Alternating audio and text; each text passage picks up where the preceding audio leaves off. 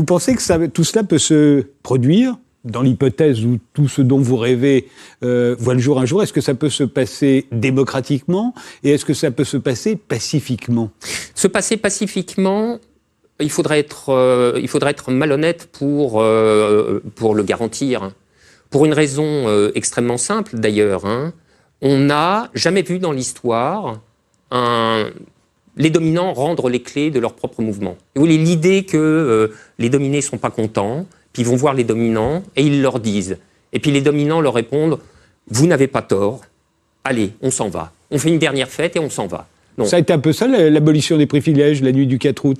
Oui. Nombre d'aristocrates ont voté. Voilà, quelques-uns. Vous vous souvenez quand même que le processus n'avait pas été d'un calme impérial, Ensuite, si j'ose dire. Après, ça s'est durci. Voilà, bon. Donc, parce que ce qu'on a vu également après dans l'histoire, c'est que lorsque l'ordre propriétaire capitaliste a été mis en question, il a toujours répondu de la même manière, en envoyant la troupe et en faisant tirer. C'est-à-dire, ça s'est fini toujours dans la répression la plus noire. Ça s'est fini dans le sang. Et ça pourrait se refinir dans le sang s'il le fallait. Moi, je considère que ce sont toujours les dominants qui fixent le niveau de la violence dans l'histoire. Car c'est eux qui ne veulent pas lâcher.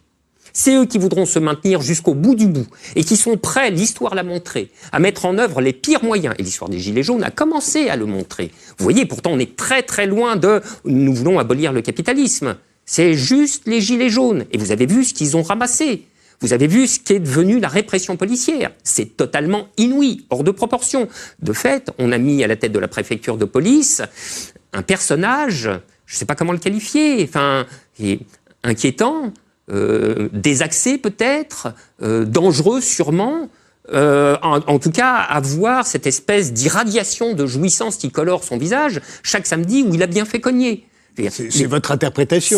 Oui, c'est mon interprétation. C'est mon interprétation. Donc, des yeux sont crevés, des mains sont arrachées. On sait déjà de quel niveau de violence le pouvoir néolibéral est capable, alors même que l'attaque n'est pas aussi massive qu'un octobre 1917, mais il me semble. L'ordre néolibéral, comme vous l'appelez, n'a pas fait tirer sur la foule non plus. Pourtant. Pardon, mais au Chili, si. Oui, au Chili. Ah oui, au Chili, si. Oui. En Argentine, il a emprisonné, il a torturé, il a exécuté. Pas en France, pas en Europe. Non, pas en France. Mais l'ordre propriétaire capitaliste, lui, il l'a fait. Il l'a fait en 1848, il l'a fait en 1871. Il ne faut pas croire que c'est parce que c'est de l'histoire ancienne que ça appartient définitivement au passé, que ça ne pourrait pas revenir.